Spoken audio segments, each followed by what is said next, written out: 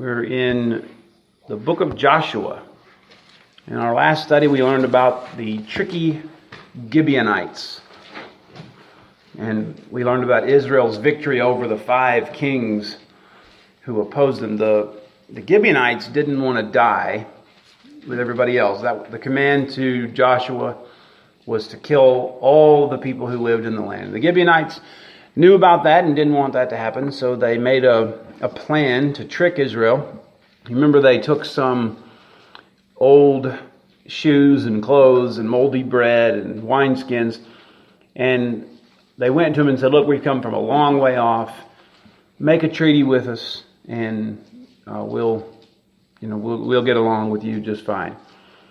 And Israel didn't inquire of the Lord. Instead, they just went ahead and made the treaty. And then they found out later that the Gibeonites were actually locals.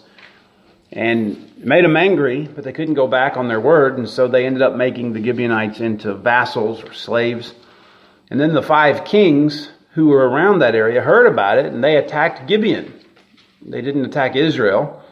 I don't know if they were afraid of them or what, but they went and they attacked the Gibeonites, who they would have considered to be traitors. You're going to go and surrender to these folks and join with them, and we're going to attack you. Well, Joshua came to the rescue. The 5 kings were destroyed. And if we're going to understand what this is all about, listen, we're in some really hard stuff.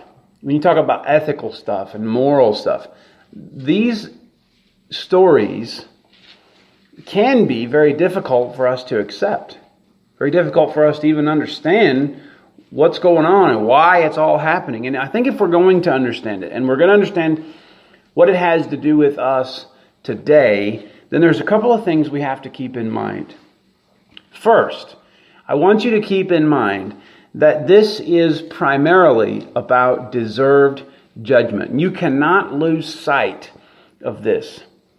When people talk about innocent people, when you're talking about standing in front of God with your soul laid bare and sin in your heart, there is no one who is innocent. No one. It doesn't exist. This story is not a story about a war between nations. I mean, we live in a time where war is normal. We've been at war for decades. Our children don't know what it's like to not be at war. I can't remember a time when our nation wasn't at war, but it's political warfare. It's people fighting for different reasons. This is not any of that. It has nothing to do with a war between nations. It's not about people who are making a land grab, even though I have heard that argument, and you could see that that's what it looks like. Israel is greedy for land, and they're going to take it from whoever they can. It's not that. It's not racially motivated. This isn't genocide. It's not like what we saw in, you remember when in Rwanda, those 2 groups that were fighting each other, and it was just genocide. They were wiping each other out. It's not that. This is one of God's ways in the Old Testament of dealing with sin and with wicked people. When you read Joshua chapter 11, or really any of these stories, you have to keep it in this perspective. This is not about morals. It's not about politics. It's not about race. This is purely about deserved judgment. God is using Israel to judge the Canaanites, who were excessively wicked. They were excessively wicked. And like Romans says, they are without excuse. And so, first thing, take the notion of innocent people out of your head. That doesn't exist. That's not the intention of the writer. It's not in his frame of reference. This is a deserved judgment. And the other thing is that this is about making a place on earth where God can dwell with his people. Though this story is about clearing out the wickedness from the land. You know that the Old Testament is full of types and shadows. You know that we see these little symbols, these little blueprints. And one of the shadows that we find here points us to the place where that God has prepared for us to live with Him. This is like a foreshadowing of the place that God has made for us. You remember what the prophecy is? I'm going to give you this place and the highway where the wicked won't be allowed to walk on it and all that. That's what this is pointing toward. God has made a place, a land, where there's no more sickness, no more suffering, because there is no more sin. And He's showing them this. This is the place where I dwell, the place where we meet together and live together, is a place where the wickedness has all been driven out. It has nothing to do with Israel, though, does it? How righteous is Israel? Not. Remember what He told them in Deuteronomy 9? Don't say in your hearts, God has done this because I'm so much better than everybody else. Because in truth, you are a stiff-necked and rebellious people. I'm not doing this because you're so great. I'm doing it because they are so bad. That's the whole message there. It has nothing to do with Israel. But God used Israel to drive the other nations out. And get this. This is how I can say with confidence that it's not about race or politics. When Israel became wicked later on, when they began to show their wickedness and practice idolatry, what happened? God used other wicked nations to drive them out. You're not going to stay in the land if you're not going to live up to the certain standard. So He says to Israel, you're going to go in there. We're going to make a place for me to dwell with you. I'm going to put my name in this place. It's going to be Jerusalem. I'm going to establish my temple there. This is where the priesthood is going to operate. This is going to be the place on earth where I dwell with men. And so we're going to clean it out. All of the wicked people there who deserve judgment have to go. And if you become like them, you will also have to go. And that's exactly what happened with them. The point is that Jerusalem is going to be treated as a special place. And you remember when Moses met God in the burning bush? Remember what God said to him? Take off your shoes. Why? The place where you're standing is holy ground. Well, if that was considered holy ground, how much more would this official, permanent place be considered holy ground? So, we finished the first 10 chapters. And we're ready for the next section. And chapters 11 and 12 kind of go together. These are the historical records of their conquest. And they go through the whole nation and they destroy all of the people there. And they take over the land and begin to possess it. And then we're going to fly through chapters 13 through 21. Because those chapters are largely about the distribution of the land. And if you just skim through it, you'll see, well, the Reubenites, they got all this land from here to there, and then the Benjamites, they got all this land from here to there. So it's a lot of minor details that really are unimportant for our purpose. I will tell you that they were invaluable to the Jews because they served as sort of deeds. We know what God gave our clan or our tribe because this is what it was written down in the books of Moses and Joshua. And they're still valuable really for us because we can verify archaeology and stuff like that. But for the purpose of our general study, we're not going to get bogged down in those details. We're going to skip it and just hit the main points. But we're going to slow back down again when we get to chapter 22, 23, and 24. And that's where we're going to read about how Israel prepared to live long in the land the Lord their God had given to them. Okay, so with that, let's start. Keeping this in mind, there are no innocent people. These people deserve this judgment. And it's not genocide. It's not racial. It's not about land. It's about making a place where God will dwell with His people. Let's start looking at Joshua chapter 11. I'm reading from the ESV. I got a new ESV Bible. And that's what I'm going to be reading from, at least from now on, for the foreseeable future. A man named Jabin was king of Hazor. Okay, and that's the first 3 verses. And it made him sort of a king of kings. There were several other kings there with him. And he was, if you look at verse 10, it says that his city, Hazor, was the head of all those kingdoms. And this man heard about Israel. He knew what all had happened. So he organized this assault with several other kings. And that puts us at verse 4. Joshua chapter 11, verse 4.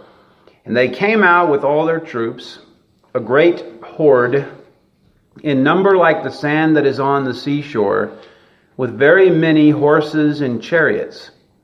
And all these kings joined their forces and came and encamped together at the waters of Merom to fight against Israel. And the Lord said to Joshua, "Do not be afraid of them, for tomorrow at this time I will give over all of them slain to Israel.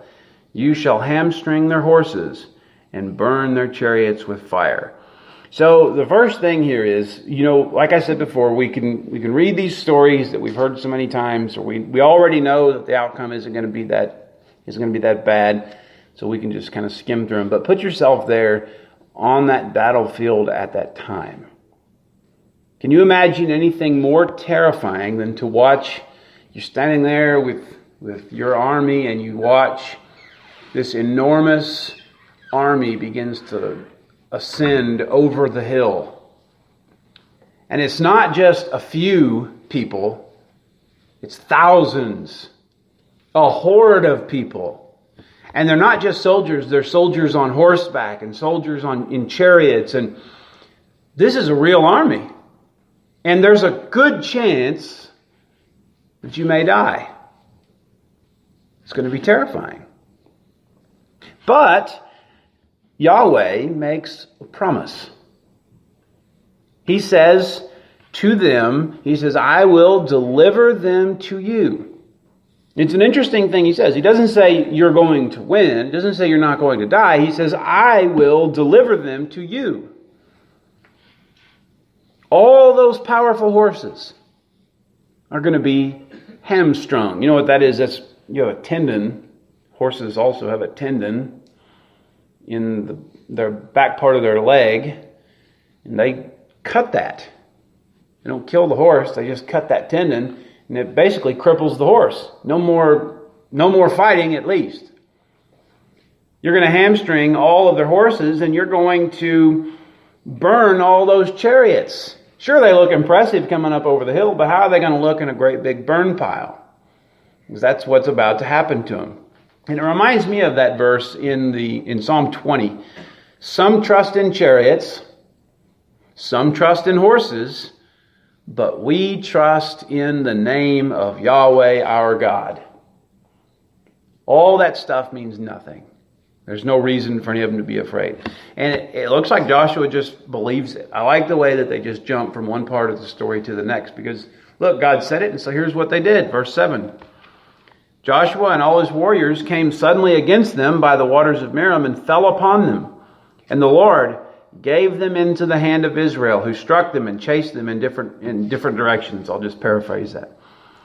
And they struck them until he left none standing. And Joshua did to them just as the Lord said to him. He hamstrung their horses and burned their chariots with fire. So the main point of this is to show that God kept his promise to Joshua, and he kept every bit of his promise. Israel fell upon them, and what's he say? Yahweh gave them into the hand of Israel. The battle was so successful that he left none remaining. God left none remaining. Every single soldier who went out there to oppose them that day lost his life. It all happened just like Yahweh had said it would happen, and at the end, all the chariots were burned, and all of the horses were hamstrung. And so with the armies gone, Israel is now ready to turn their attention onto the cities that those armies were trying to protect. Verse 10.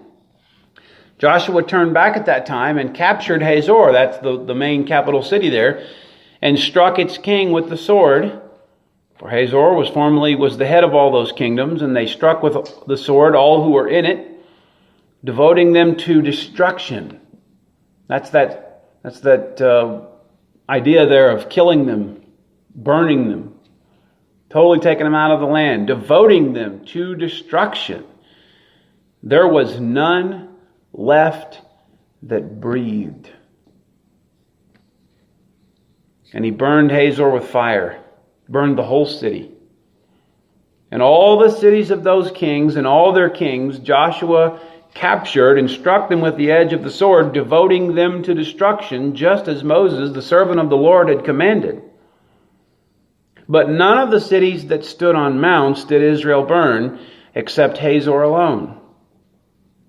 That Joshua burned, and all the spoil of these cities and the livestock the people of Israel took for their plunder. But every person they struck with the edge of the sword until they destroyed them, and they did not leave any who breathed.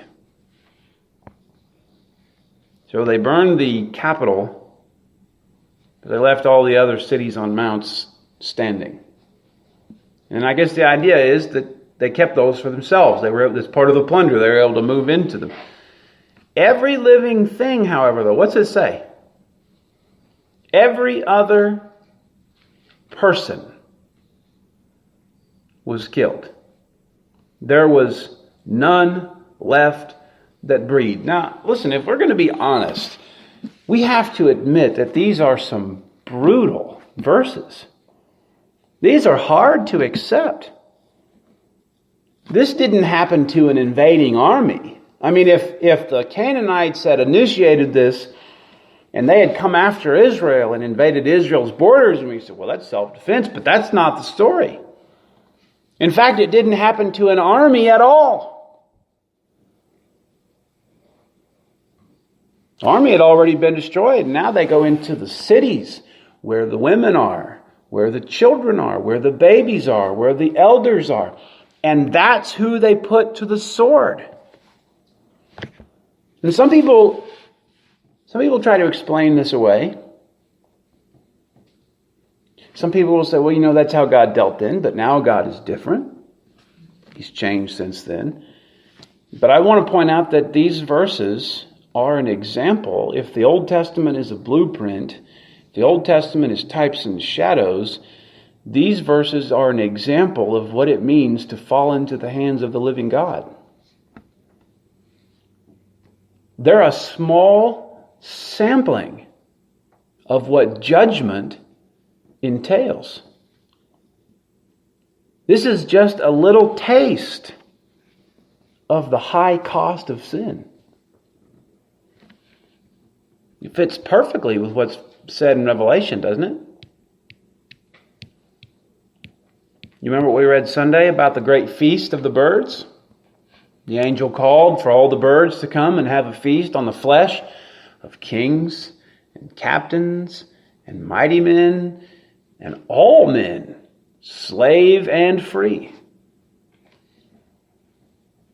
There were dead bodies everywhere. Why?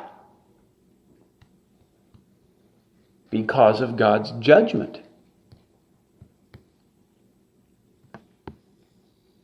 We're in Revelation. I want you to go over to chapter 20. Revelation chapter 20. We're coming up on this pretty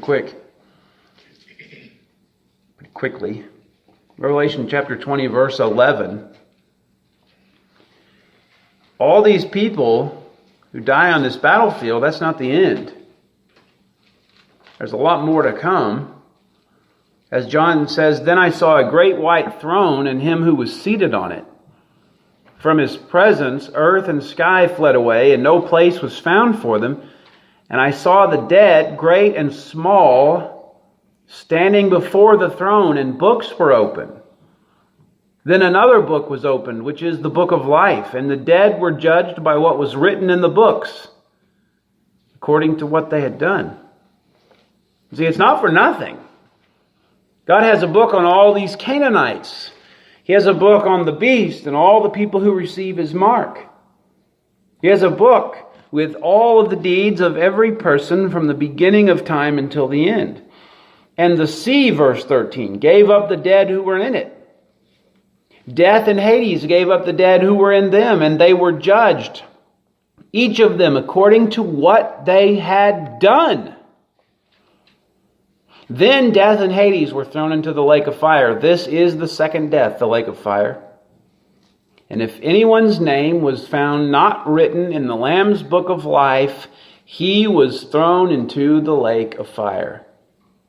When we downplay God's judgment in the past, when we say, well, yeah, but that's not how he operates anymore, or, well, we can kind of understand this a little bit differently and try to fit it into our modern morality. When we downplay God's judgment in the past, we downplay what we believe will happen in the future. And that takes the effect out of the gospel. It takes the purpose of the gospel.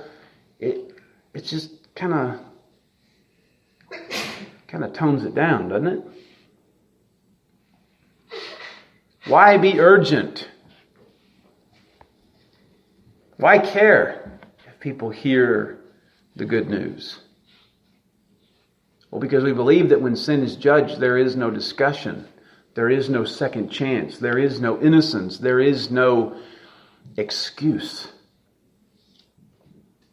That when sin is judged, it is total and irreversible destruction.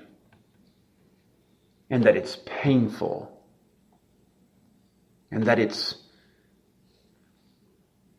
death. It's bloody.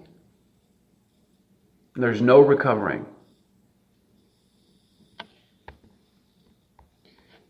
Back in Joshua chapter 11, verse 15. Just as the Lord had commanded Moses his servant, so Moses commanded Joshua, and so Joshua did. He left nothing undone of all that the Lord had commanded Moses. So Joshua took all that land, and then skip ahead a little to the end of verse 17, and he captured all their kings and struck them and put them to death. Joshua made war a long time with all those kings. There was not a city that made peace with the people of Israel. There was not a city that made peace except the Hivites. That was the inhabitants of Gibeon. That was the tricky Gibeonites. Otherwise, Israel took them all in battle, for it was the Lord's doing to harden their hearts, that they should come against Israel in battle, in order that they should be devoted to destruction and should receive no mercy, but be destroyed, just as the Lord commanded Moses. Now look, I want to go back and just read that last part again. Joshua made war a long time with those kings. There was not a city that made peace. They took them all in battle. Because it was the Lord's doing to harden their hearts, that they should come against Israel in battle, in order that they should be devoted to destruction and should receive no mercy, but be destroyed, just as the Lord commanded. Now this last little section here,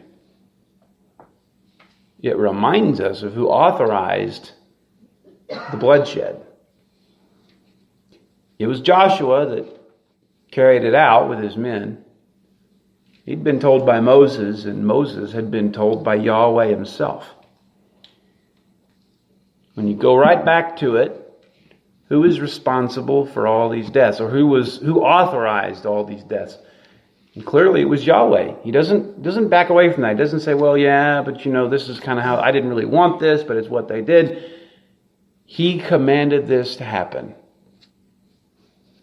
And this is one of those things that causes some people to hate the Christian God.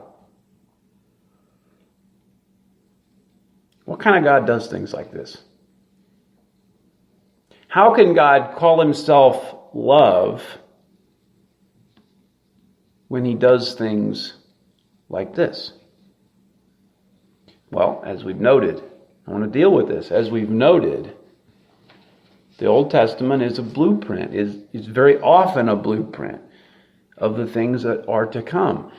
The New Testament has changed the way that God's people deal with the world, the way that we interact with the world. This isn't a command. Anyone who does this kind of stuff, anyone who wants to kill, and like that, he's a murderer, right? I mean, we don't go around killing people. We don't force religion. We're not driving people out of any land. All that stuff with the Crusades. The Catholic Church led those great crusades to reclaim Jerusalem. None of that was biblical. In the New Testament, it's true that God's people deal and we interact with the world in a very different way. But God himself has not changed. His attitude towards sin has not changed. His attitude, his hatred for the wicked has not changed.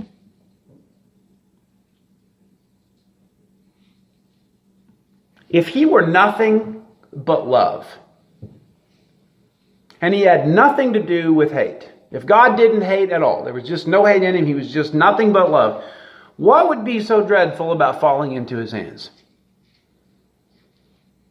And yet, Hebrews says, the writer of Hebrews said, it is a dreadful thing to fall into the hands of the living God. In another place, it says, our God is a consuming fire.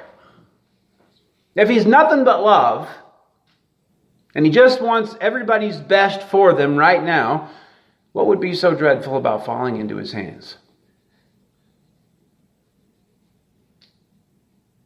The prophecies of Revelation ought to terrify those who reject him, because he's not just this fluffy God of love. He is a warrior who hates not only wickedness, he hates the wicked.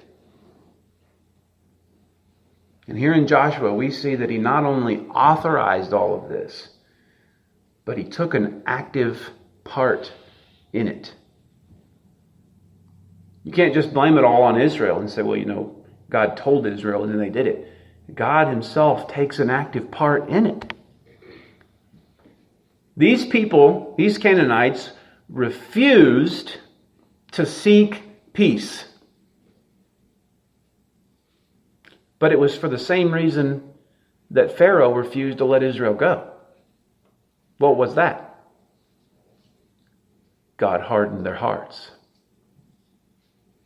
He made them even more stubborn. His intention from the beginning was to totally remove them from the land. And so he made them obstinate to the point of ridiculousness. It's obvious. Israel is definitely leaving Egypt. There's nothing you can do to stop it. Keeping them is only making things worse. But his heart was hardened and his mind wasn't working right. And he said, but I'm going to keep them. It was obvious they were losing. It was obvious that these Canaanite kings could not overcome Israel's God, but their stubbornness kept them from thinking clearly. Because God wanted to take them out of the land. And that may sound unfair. That kind of does sound unfair, doesn't it? Why would God take a group of people who were wicked to drive out another group of people who were wicked? Why didn't he just leave them alone? I mean, if he could make the whole earth, why wouldn't he just make another island somewhere? Why do you have to drive all these people out? Why do you have to kill all these families and destroy this whole civilization? It doesn't sound fair. But I want you to go over to Romans chapter 3, and let's read this again. Romans chapter 3, verse 10. Keep this in mind.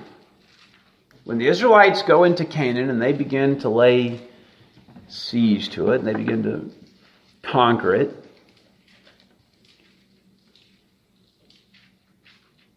they didn't drive out anyone who didn't deserve it.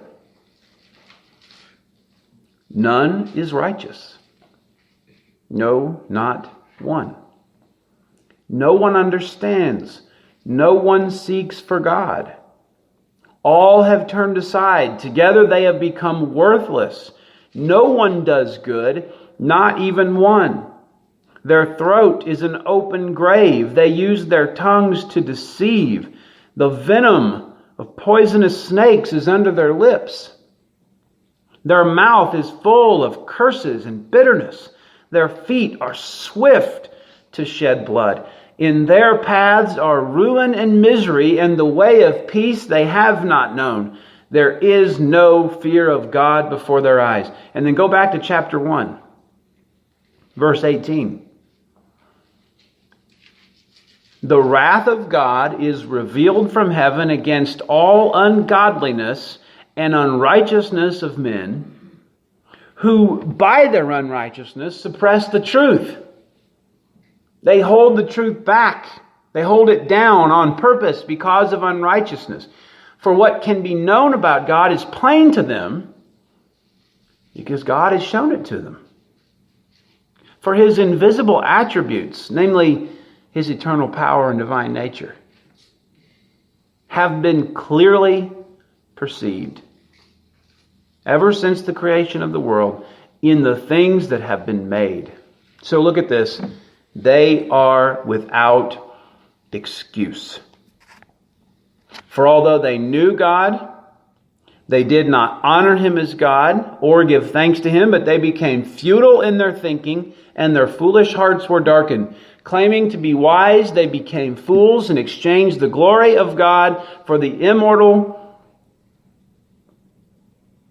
God for images resembling mortal man and birds and animals and creeping things. Therefore, God gave them up in the lusts of their heart to impurity. God gave them over to the things, the dark things that were in their minds. He gave them up to the lusts of their hearts.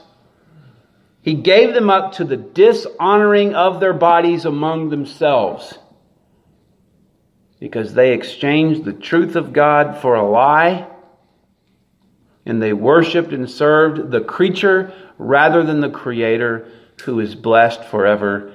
Amen. These Canaanites were wicked God-haters. They were everything that was the opposite of righteousness, and they deserved what they got. And for God to harden their hearts was only to make them more of what they already were. For God to harden their hearts was to make them more of what they already were. You're already full of lust. I'm going to give you over to it. It will consume you. It will define you. You see that? Do we see that today, where people are defined by their lust? That's the most important thing about them. They're consumed by it. It affects every decision. It affects their identity. And I'm thinking about this LGBTQ thing. That's all that they know. It's who they are, and it's nothing but lust. When God hardened their hearts in Canaan, He made them more of what they already were. You see, with enough fear, if God had come through there, if the Israelites had come through and they had started to destroy and take over, well, the people might have, in self-preservation, said, well, we're going to submit, we're going to make peace with the Israelites. But it wouldn't have been by faith. It wouldn't have had anything to do with righteousness or goodness. It wouldn't have had anything to do with faith in Him. It would have purely been self-preservation. And God's desire was to clear the land of wickedness. Not to subdue people. Not to drive out nations just to drive them out. It was to remove wickedness from the land. So He totally gave them over to their desires, to the point that they became ridiculous in their thinking. They became fools. And the thing is that if this is a blueprint, the thing is that no one is really any different. None of us are really any different. Nothing has changed since those days. If not for God's calling and election, who would have sought peace with him? Think about this. He deals with this. The Old Testament shows us how all these things work through the nations that are involved. On one side, you have the Canaanites who stand for the rest, all of humanity. They don't have peace and they don't want peace. They don't know God and they don't want to know God. What they do know, they suppress. And on the other side, you have this other nation that's really no different. Except one thing, God has called them and elected them to be His people. And He makes a one-way covenant. I will do this for you. Do you see the picture? I see Revelation all over this. Here's the world. And they hate Him, and they're never going to bow to Him. And when they're given the choice, they're going to take the mark of the beast because that's all they want. And on the other side, you have this group of people who have been called and elected, not because of anything that they've done to deserve it, but because of the mercy of God, purely the grace of God. And they are His people, and they are judges of the world. They are conquerors with Christ. You see the picture of the gospel in all this? The nations of the world are annihilated, but God's nation gets what was promised. Look at those last couple of verses there. Verse 21, and we'll close it with 23. Joshua came at that time and cut off the Anakim from the hill country. And then verse 23, and the land had rest from war. You remember who the Anakim were, right? Those were the giants that scared the 12 spies. Well, 10 of them. Remember when they sent out spies and they came back and said, look, those guys were giants. We can't do anything to them. And they caused Israel to fear and disobey. That's these people. That's the Anakim. Well, they're gone now. And they don't have any more control over God's people, no more power over God's people. And with the demise of Israel's enemies, the land rested from war. You see, the people longed for a place to call home, a place that is safe, a place where they can live in peace. Remember what it says about Abraham? Hebrews chapter 11. By faith, Abraham went to live in the land of promise. He went and he lived in Canaan before Joshua and Israel went through and removed all the wickedness. He lived there as in a foreign land, living in tents with Isaac and Jacob, who were also heirs of the same promise. He did it because he was looking forward to the city that has foundations, whose designer and builder is God. See, this is the passage about faith.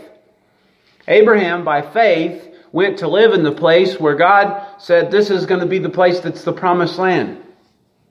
He was looking for a city. And the Old Testament, being a blueprint, shows that city. This is the city where God dwells with His people, where wickedness is removed. And the land rested from war. There was finally peace. Makes me think about what John talks about in Revelation. Chapter 21, verse 2. I saw the holy city, New Jerusalem, coming down out of heaven from God, prepared as a bride adorned for her husband. And I heard a loud voice from the throne saying, behold, the dwelling place of God is with man. He will dwell with them, and they will be His people, and God Himself will be with them as their God. He will wipe away every tear from their eyes, and death shall be no more. Neither shall there be mourning, nor crying, nor pain any more, for the former things have passed away. You see this? Israel joins God in the promised land as a blueprint of our hope, as a foreshadowing of what's to come when he says, I go to prepare a place for you, that where I am, you may be also. So when we read about the judgment of God, we don't try to run away from that. We don't apologize for it.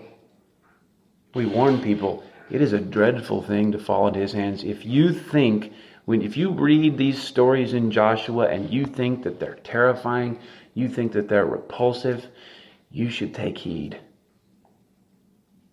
Because the only reason they died is because of the hardness of their hearts. Take heed. Kiss the Son lest he be angry. Confess that he is Lord.